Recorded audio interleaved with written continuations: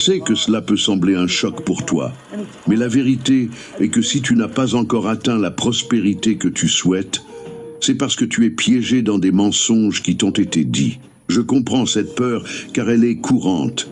Moi aussi, je suis passé par là. Pendant des années, on m'a dit que le seul moyen d'atteindre le succès financier était de travailler dans quelque chose de pratique, quelque chose qui garantissait un bon salaire. Ces mensonges ne limitent pas seulement ton potentiel, ils te maintiennent exactement là où tu es. Et tu sais quoi ? La plupart d'entre vous ne savent même pas que ces mensonges existent. Alors, s'ils peuvent le faire, toi aussi tu peux.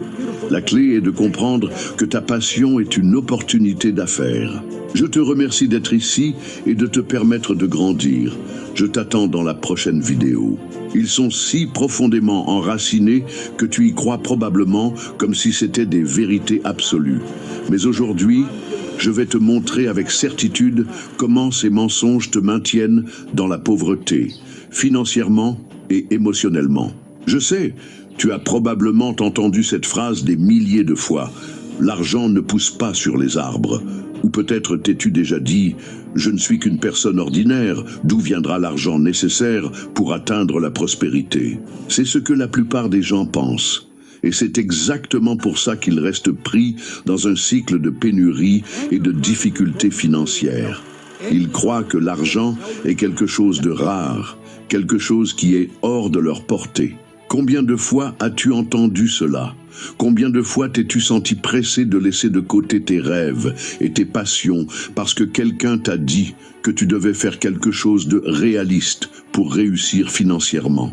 Je vais te révéler un secret, c'est un mensonge. Tu veux savoir la vérité ? L'argent est en abondance et il l'a toujours été. Ce qui te manque, ce n'est pas l'argent. Ce qui te manque, c'est la bonne mentalité pour l'attirer dans ta vie. Tu savais qu'il y a des gens qui, même en partant de presque rien, ont créé des empires. Et qu'est-ce qui les différencie de toi ? Ils ont compris que l'argent coule selon leur mentalité. Il ne s'agit pas de combien tu travailles, il s'agit de comment tu penses et comment tu te rapportes à lui. Laisse-moi te donner un exemple très simple. Quand tu penses à l'argent, quel est le premier sentiment qui te vient à l'esprit ? La peur ? L'anxiété, la frustration. Beaucoup de gens ont peur de l'argent parce qu'ils ont grandi en entendant que c'était difficile à obtenir. Et cette peur bloque le flux de l'abondance dans leur vie. Le succès est une conséquence directe du fait de faire quelque chose que tu aimes. Un exemple clair de cela est le cas de Steve Jobs. Ils passent leur journée à s'inquiéter des dettes, des factures à payer, et ne remarquent pas les opportunités qui les entourent. Ils ne sont pas en train d'attirer de l'argent, ils le repoussent. Je comprends, tu dois penser. Mais Bob, si l'argent était vraiment aussi abondant, pourquoi ne le vois-je pas sur mon compte bancaire ? Je te pose une question. Quelle est ta relation avec l'argent ? Tu le traites comme quelque chose à contrôler à tout prix, ou tu le vois comme un outil, une énergie qui peut travailler en ta faveur ? La plupart des gens ne le réalisent pas. Mais la façon dont nous traitons l'argent en dit long sur ce qu'il peut ou ne peut pas faire pour nous. Laisse-moi te raconter une histoire personnelle qui a changé ma vie. Pendant mes premières années, je croyais aussi que l'argent était rare.